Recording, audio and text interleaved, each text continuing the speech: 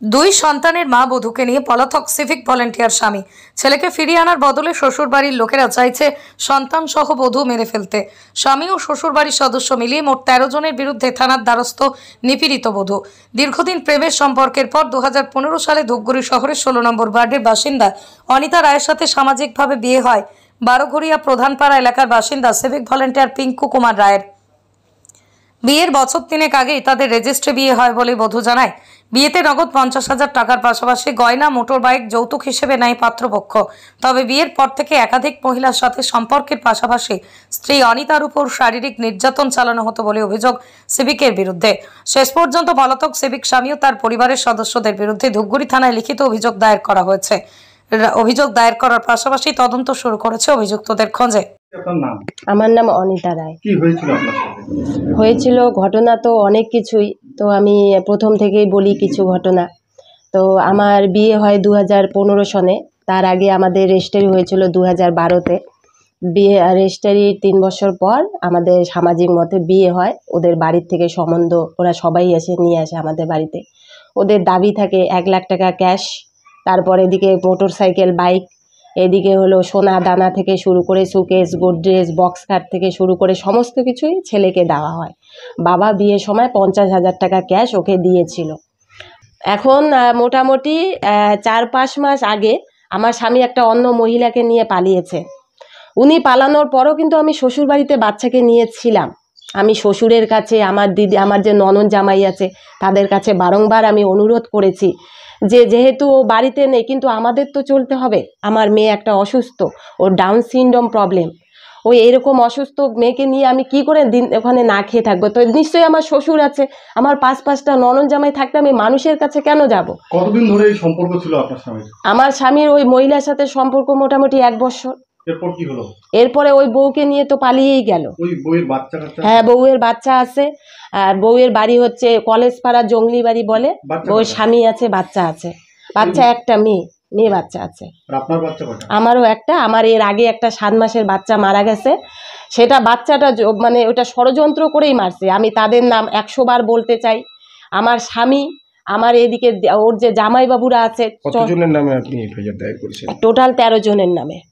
তার মধ্যে মেন কয়জন আছে? না, মেন যাদের নামে আমি করেছি তারা সবাই মেন। আমি ধূপগুড়ি থানায় ডায়েরি করেছি। আপনার স্বামী কি করে? আমার স্বামী হচ্ছে সিভিক ভলেন্টিয়ার। কোন থানায়? ধূপগুড়ি থানায়।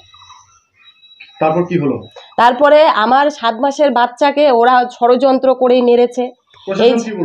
প্রশাসন কি বললো? প্রশাসন তো এখনো পর্যন্ত কোনো ইনকোয়ারিতে যায়নি। এখনো পর্যন্ত একজন কেস করার মোটামুটি ২০ থেকে ২৫ দিন তো হচ্ছে। আমরা রিসিভ কপি পেয়েছি ১৫-১৪ দিন পরে আমরা রিসিভ কপি পাই। কেন ১৪ দিন পরে রিসিভ কপি? সেটা আমরা তো জানি না। হয়তো আজকে আমার স্বামী সেবিক ভলেন্টিয়ার করে দেখে হয়তো উনি ছাড় পেয়ে যাচ্ছেন, ওনাকে এখনো ইনকোয়ারিতে যাচ্ছেন না, এখনো একজনও অ্যারেস্ট হয়নি। তাহলে আজকে উনি সেবিক, আজকে থানা, ধূপগুড়ি থানায় উনি চাকরি করেন দেখে কি আমরা সুবিধা পাবো? আমি চাচ্ছি সরকার এবং প্রশাসনের কাছে যাতে দোষীদের শাস্তি হয়, আমার মেয়ে সুবিচার পায়, আমার মেয়ের যেন ভবিষ্যৎটা নষ্ট না হয়। আমার সংসার শেষ করে দিয়েছে।